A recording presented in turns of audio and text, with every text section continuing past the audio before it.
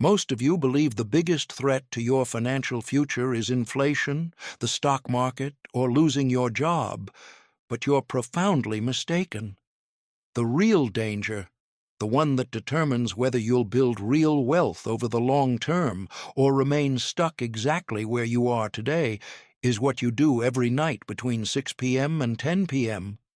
I've watched thousands of brilliant people fail simply because they squander the most valuable asset they own, those hours after work that they don't owe to any boss. If you don't learn to conquer the night drain and treat that time with the same rigor an investor treats their capital, you'll still be wondering 10 years from now why your income and skills haven't grown one iota. Most people constantly complain about a lack of work-life balance, are fantasizing about passive income falling from the sky while they just wish it were sorely. But if you do the basic math, you realize the problem isn't time, but how you manage it. The average professional has 4 to 6 free hours every night. That adds up to almost an extra week's work every 7 days, completely under their control and tax-free. Wasting that time is like throwing $100 bills into the street night after night. The difference between successful people and truly successful people is that the latter know how to say no to the couch, no to endlessly scrolling on their phones, and no to instant gratification that builds nothing. Understand this fundamental concept. Time, like money, is worthwhile. If you invest just 90 minutes each night in developing a skill, a business, or financial knowledge, you'll be accumulating over 500 hours of self-development per year. That's equivalent to an entire quarter of work dedicated exclusively to your future. In a decade, that investment puts you in a competitive category where the market pays exorbitant premiums. Meanwhile, the person who stays home binge-watching TV shows only accumulates episodes, not assets. Eventually, that person will have to pay someone else, a consultant or a more skilled competitor, for the capabilities they chose not to develop during their leisure time. The first cognitive error you need to correct is the coupling between mood and action. Most people think that motivation must precede activity. I'll work when I feel energized. This is a catastrophic mistake because, after a long day at the office, feelings of energy almost never appear on their own. The psychological truth is that action causes motivation, not the other way around. When you start doing something, even reluctantly, your brain's reward circuits activate and initial resistance dissolves. Don't bargain with your tired brain. It's not a reliable partner when it comes to discipline. Just start and let enthusiasm catch up with you along the way. To overcome inertia, you must aggressively lower your activation threshold. Don't commit to working for 2 hours. Commit to opening your laptop and typing a single sentence. Don't promise a grueling gym session. Promise to put on your sneakers and walk out the door. Once you overcome that initial activation energy, the brain enters a different neurological state, and the entire task usually follows naturally. Every time you take action despite being tired, you are building behavioral evidence that you are the type of person who gets the job done, regardless of the circumstances. That transition from internal negotiation to automaticity is one of the most valuable assets you can build in your life. Think of your evenings exactly as a professional investor thinks of capital allocation. There are 3 categories: maintenance, consumption, and reinvestment. Maintenance is everything necessary to keep life from collapsing: laundry, cooking, paying bills. Consumption is the fun and rest needed to avoid burnout. Reinvestment is the time spent building something that will generate disproportionate future returns. The problem for most people is that their maintenance tasks are so poorly systematized that they consume the entire night, leaving no room for fun or for the future. They don't realize that nighttime exhaustion is, in reality, a failure of basic systems management. They must systematize their maintenance tasks with ruthless rigor. Cooking 5 nights a week by yourself is a massive waste of mental energy and time. Someone who cooks in batches on Sundays reclaims 3 to 4 hours per week. Applied annually, that's 200 hours, transformed from an expense into a potential investment. Apply the same logic to emails, errands, and household management. Every hour you automate or systematize outside of your core tasks is an hour freed up for personal reinvestment. If you can pay someone to do a low-value task and free up time for a high-value one, do it. That's not an expense. It's an investment decision with a very high return. A principle many overlook is that human behavior is largely determined by the environment. We are stimulus response creatures, far more so than our arrogance allows us to admit. Your couch has a behavioral signature etched into your brain: passive consumption and procrastination. The moment you sit down, you're running a conditioned program, not making a conscious decision. The solution isn't more willpower, but environmental design. If you want to work after the office, don't go home first. Go directly to a cafe or a library. Change the physical environment, and behavior will change automatically and effortlessly.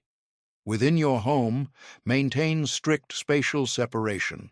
Never work where you relax, and never relax where you work. Visual separation encodes behavioral separation at a neurological level. Prepare your workspace before leaving in the morning so that upon your return, the path to productivity is the one of least resistance. The best investors don't rely on their momentary discipline. They structure their choices so that the right behavior is the easiest to perform. Automate the obvious and let inertia work for you, not against you. Design your evenings before they begin, because those who plan their environment will always outperform those who rely solely on willpower. Learn to value the quality of your time. Not all hours are created equal.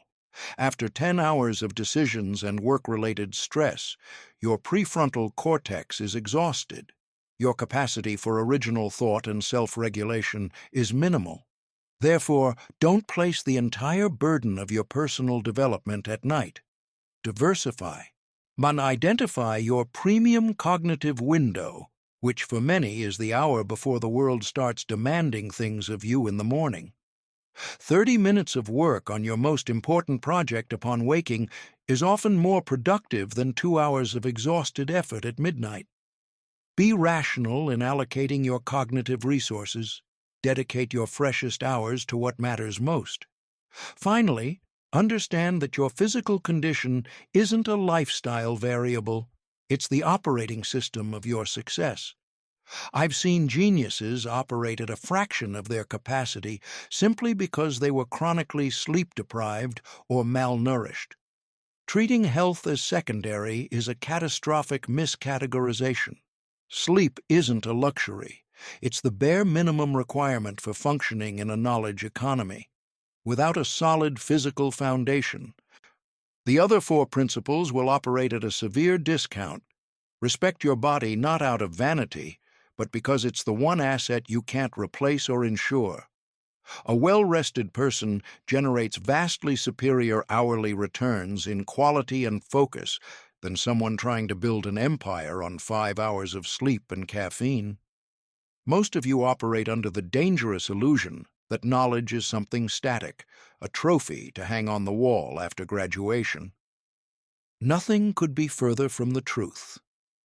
If you aren't dismantling your own favorite ideas at least once a year, your mind is becoming a museum of useless antiquities. I call this mental hygiene. The human brain is adept at falling in love with its own conclusions, ignoring any evidence that suggests we're wrong. It's a form of intellectual pride that will cost you a fortune. If you aspire to rationality, you must be the most aggressive prosecutor of your own beliefs. If you can't defend the opposing argument better than you can defend it yourself, you simply don't have the right to an opinion. Observe the phenomenon of mental availability and how it destroys entire investment portfolios every day. People tend to give disproportionate weight to information that is recent, graphic, or emotionally impactful. If they see on the news that a sector is collapsing, accompanied by dramatic music, their instinct screams at them to run, ignoring that the best opportunities often arise precisely from the ashes of other people's panic. It's like the man who fears sharks, but not a bad diet. The former is spectacular, but statistically irrelevant. The latter is silent, but will kill you with absolute certainty. Learn to look at the cold, hard facts and ignore the noise designed by the media to keep you anxious and easily manipulated. Let's talk about one of the deadliest traps for brilliant minds: complexity envy. Many believe that if a solution isn't complicated, it's not valuable or worthy of their intellect. That's why the financial world is riddled with incomprehensible products and mathematical models with 1,000 variables that no one truly understands, not even those who sell them. In my businesses, we've made a fortune by being painfully simple. If a business model can't be explained to a child using common sense logic, we throw it away. Don't confuse sophistication with intelligence. True mastery lies in distilling complexity until you find the underlying fundamental truth. If you need a supercomputer to decide whether an investment is a good one, it probably isn't. One of the fundamental pillars of my system is the margin of safety. You don't build a bridge that supports exactly 10 tons if you expect 10-ton trucks to cross it. You build it to support 30. Yet, I see people living on the edge of their income, using debt to buy luxuries that lose value, and blindly trusting that the future will always be clear. That's not optimism. It's reckless imprudence. Life has a funny way of throwing you curveballs when you least expect it. If they don't have a margin of safety, both in their character and their bank account, they'll break at the first bump in the road. The secret to lasting wealth isn't making a lot of money today. It's surviving when everyone else is disappearing. The reciprocity bias is another invisible force that empties their pockets without them even realizing it.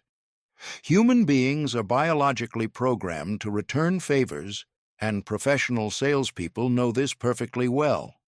They give you a free sample, invite you to a fancy dinner, or treat you with exaggerated kindness to trigger in your brain the need to reciprocate by buying a product you don't need. It's pure biological manipulation. They have to learn to be the unfriendly type who says no despite the gifts. Their loyalty should be to their family and their financial future, not to the guy trying to sell them an insurance policy with astronomical commissions. Objectivity is a luxury only the disciplined can afford. Let's talk about the appeal to authority fallacy.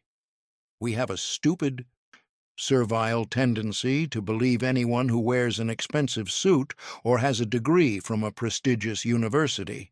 I've seen multinational boards approve disastrous acquisitions simply because an investment banker with a fancy presentation told them it was a strategic opportunity. It doesn't matter who says it. If the internal logic doesn't support the argument on its own, the argument is worthless. Learn to filter every piece of advice through your own sieve of mental models. If the emperor has no clothes, be the first to say so clearly, even if the entire crowd is praising his invisible suit. Independence of judgment is the rarest asset on this planet. Leverage, or debt, is the fastest way for a smart person to end up sleeping under a bridge. There are 3 main ways to go broke: alcohol, women, and leverage. Most people choose the third because it sounds professional on a spreadsheet.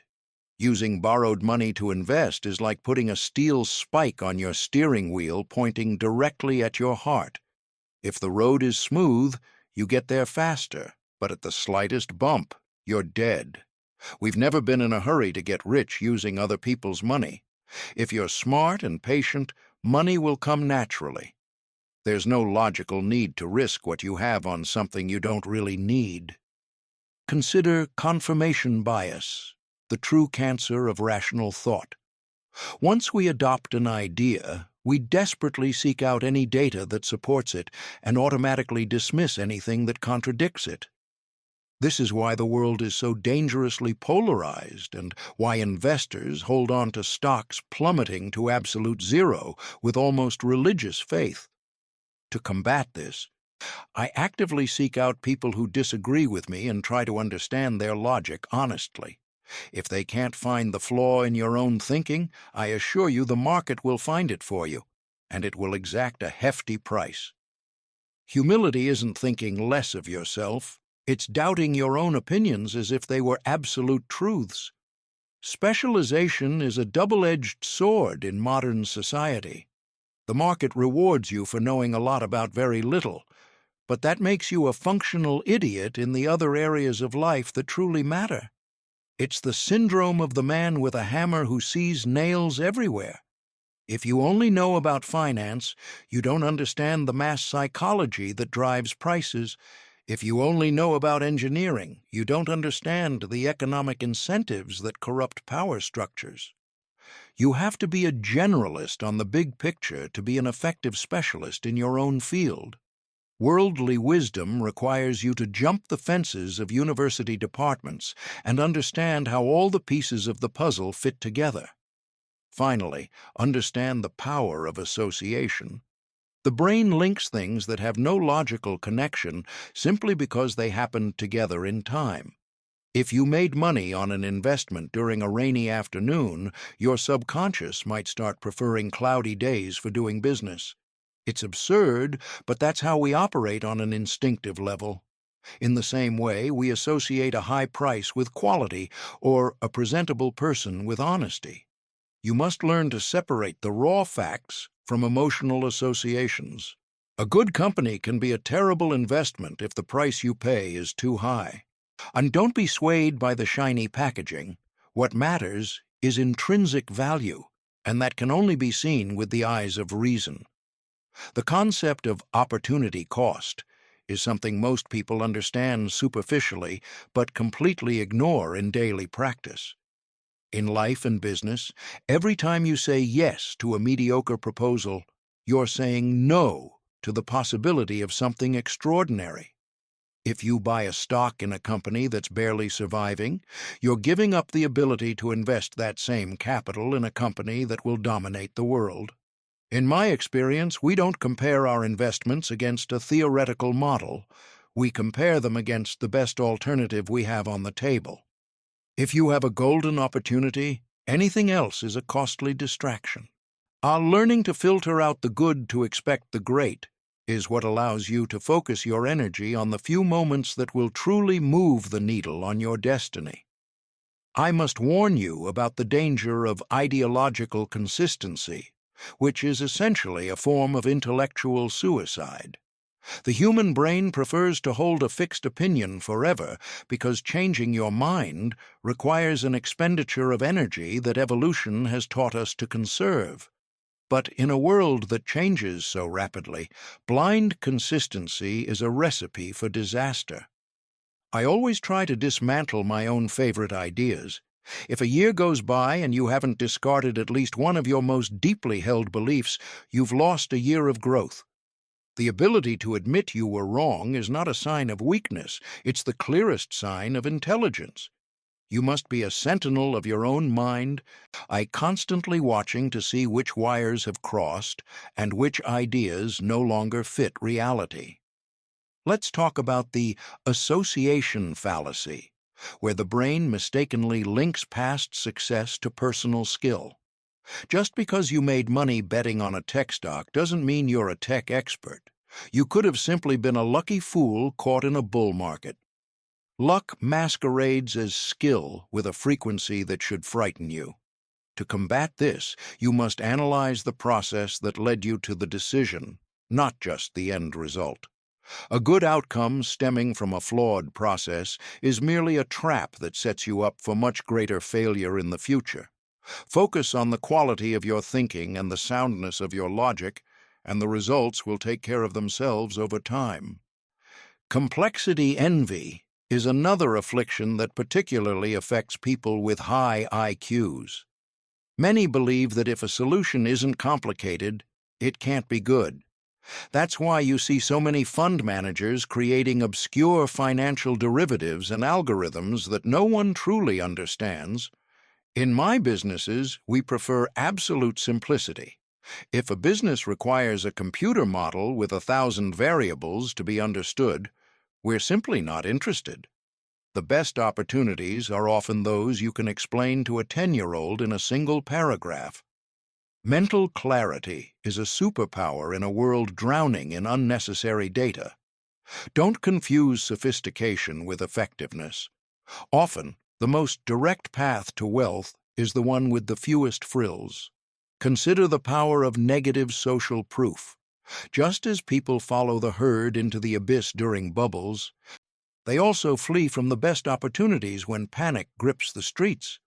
Most human beings are biologically programmed to feel fear when the price of their assets falls. However, if you're a net buyer, you should rejoice when prices drop. The same is true for excellent stocks. If the market is offering you a wonderful company at a bargain price because everyone else is afraid, that's the time to act aggressively. It takes a special kind of character to be greedy when others are fearful, but it's the only way to achieve life-changing returns. Insatiable curiosity is the driving force behind everything I've accomplished in almost 10 decades.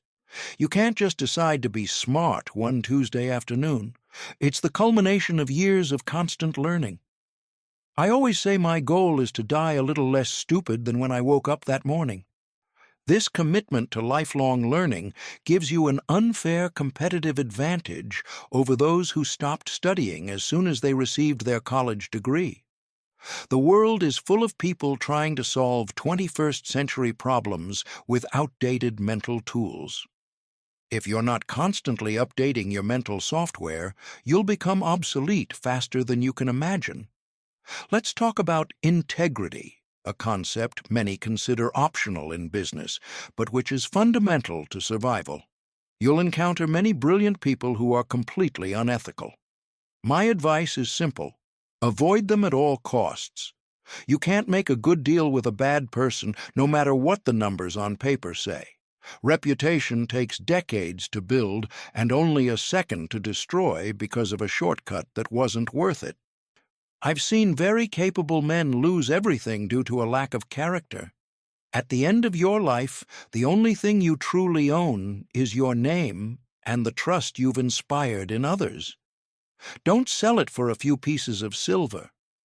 The concept of critical mass, or scale advantage, is vital to understanding why some companies dominate while others simply fail.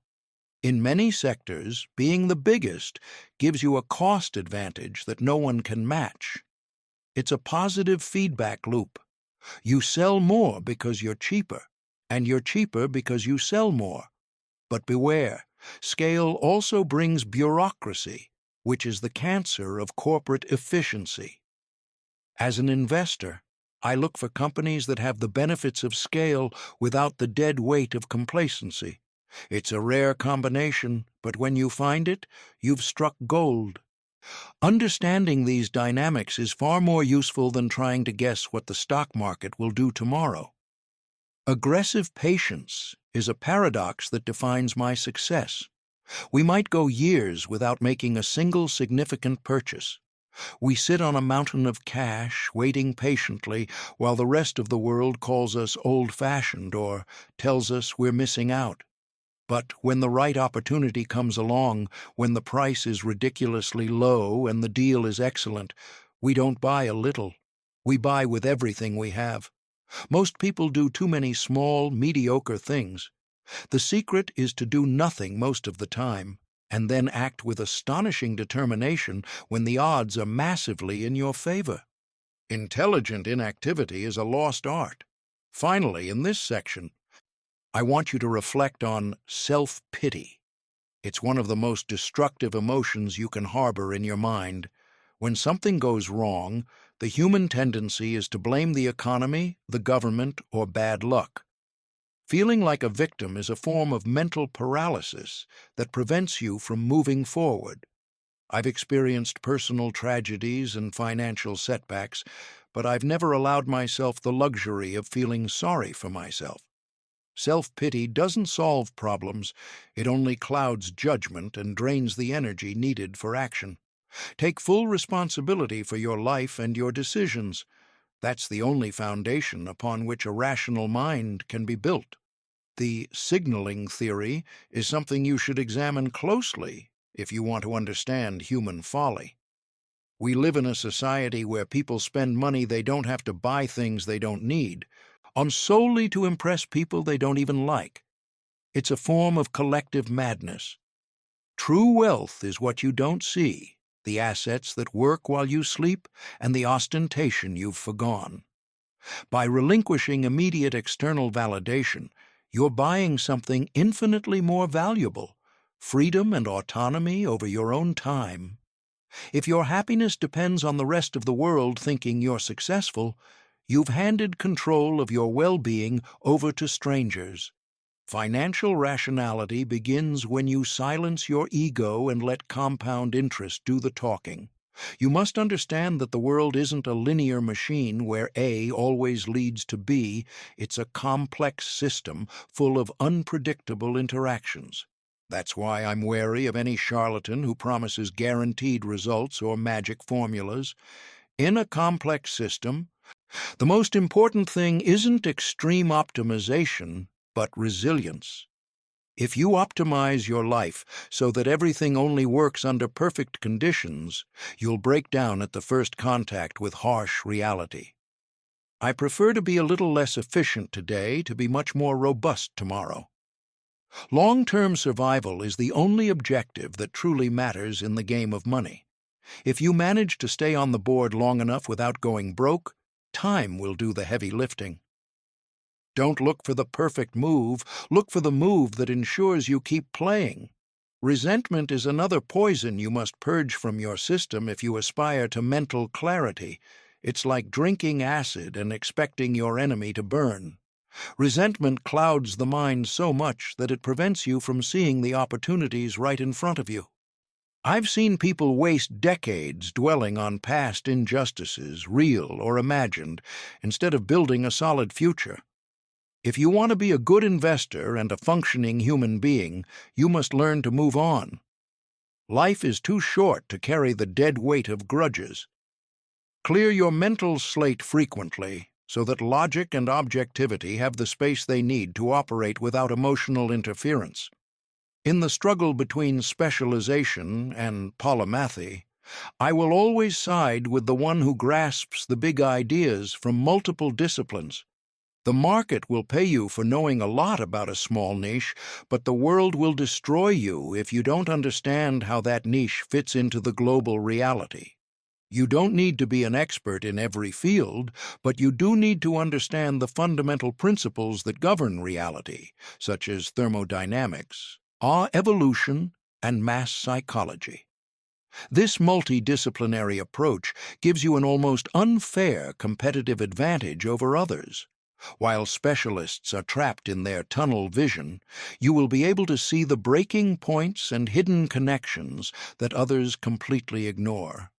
Wisdom isn't in a single well, but in knowing the location of all the important wells. Beware of the death by 1,000 cuts in your finances. It's not just major crises that ruin people, but also small, unnecessary expenses and a lack of control over daily habits. A 2% commission here, a useless subscription there, and a lifestyle that expands to devour every pay raise are the parasites that consume your freedom. Financial discipline isn't about living like an ascetic, but about being an efficient manager of your resources. Every dollar you save today is an employee who will work tirelessly for you for the rest of your life. Treat your capital with the respect it deserves because it is the seed of your future independence. At the end of the day, what truly separates winners from losers isn't IQ, but temperament. I've known brilliant minds who were disastrous investors because they couldn't control their emotions. Success requires an unusual blend of extreme patience and timely aggression. You must be able to watch your net worth drop significantly on paper without feeling like your world is collapsing. If your emotional stability depends on daily stock market charts, then you're not in control of your destiny. Character is destiny, and in the world of money, character is tested in moments of deepest doubt and loneliness. Cultivate an equanimity that allows you to remain rational when the rest of the world has lost its mind. The quest for rationality is a project that doesn't end until your dying day. It's not a state of enlightenment you arrive at, but an active process you must practice every morning in front of the mirror. It requires constant vigilance against your own instincts and a willingness to be unpopular when logic dictates it. Often, being rational means being the only one in the room who isn't shouting with euphoria or terror. It's a solitary position, but immensely rewarding. Over time, you'll discover that the greatest satisfaction doesn't come from your bank balance, but from the peace of mind that comes from knowing you're operating in harmony with reality. Rationality is the highest form of self-respect you can have. Life has taught me that the greatest truths are surprisingly simple, even if they aren't easy to put into practice. Work hard, be honest, spend less than you earn, and never stop learning. It sounds like old-fashioned advice, but it's the foundation of everything I've built. People search for esoteric secrets because simplicity seems boring to them.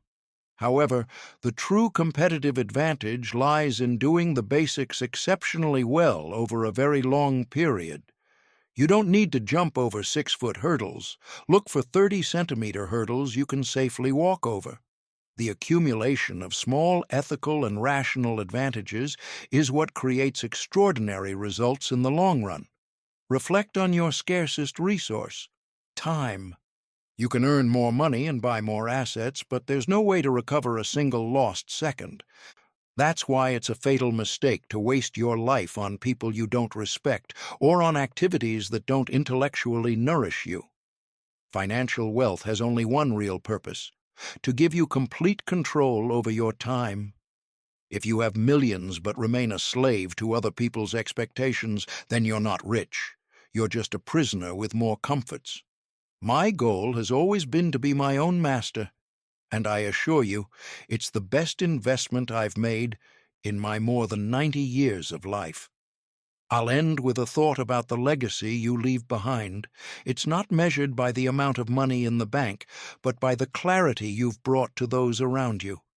If you've learned to think for yourself and helped others avoid the pitfalls of envy and irrationality, you've succeeded. Be a worthy ancestor to your future self, and make choices today that you'll be proud of when you're my age. Life is a character test that's graded at the end, not on the midterms. Stay curious, stay disciplined, and above all, never let the noise of the world drown out the voice of your own reason. Good luck. You'll need it if you choose to ignore logic.